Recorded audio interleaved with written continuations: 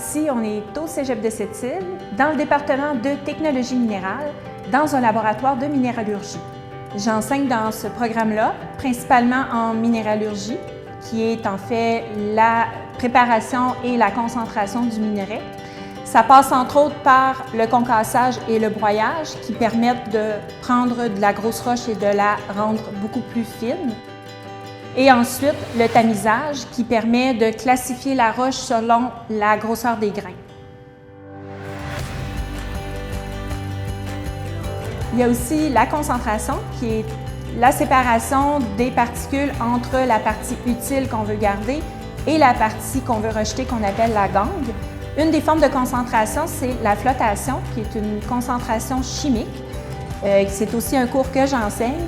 Et ce qu'on fait, c'est qu'on utilise l'affinité de certaines particules pour l'eau et d'autres pour l'air pour les séparer. On fait buller de l'air dans l'eau et certaines particules se collent sur les bulles d'air, les autres vont rester dans l'eau et ainsi on peut les séparer. Avant d'enseigner, j'ai passé 13 ans comme ingénieur de procédés dans une aluminerie. Et comme travail, un ingénieur de procédés, ça doit s'assurer que les cuves d'électrolyse qui produisent le métal fonctionnent comme il se doit. Mon expérience de terrain comme ingénieur de procédés, je la considère vraiment comme un plus dans le cadre de mon enseignement parce que ça me permet d'amener à mes étudiants des situations réelles que j'ai vécues, des expériences où les choses ne vont pas toujours comme on veut, mais qui sont en fait la vraie vie.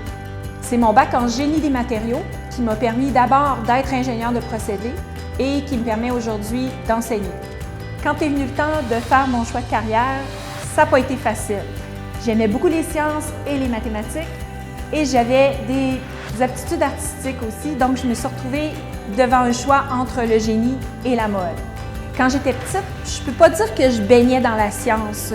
J'étais une petite fille qui lisait beaucoup, qui bricolait beaucoup. Je faisais du dessin, je faisais de la peinture. Mais je dirais qu'éventuellement, je me suis intéressée à comment les choses fonctionnaient, puis de quoi elles étaient faites, sans vouloir nécessairement faire une carrière scientifique. Quand j'étais jeune, autant au primaire qu'au secondaire, j'étais plutôt une première de classe, j'avais des très bonnes notes. J'étais une petite fille tranquille aussi, j'écoutais, je faisais ce que le professeur demandait. Quand je suis arrivée à l'université, j'ai été un petit peu plus moyenne. Mes notes ont été moins bonnes.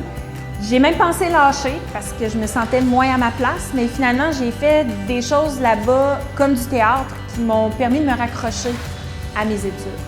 Je suis super contente d'enseigner à Sept-Îles, entre autres parce que je viens d'ici, mais aussi parce que c'est vraiment un beau milieu de vie, une super de place pour élever des enfants, puis on a la nature tout autour, y compris la mer qui est superbe à tous les jours.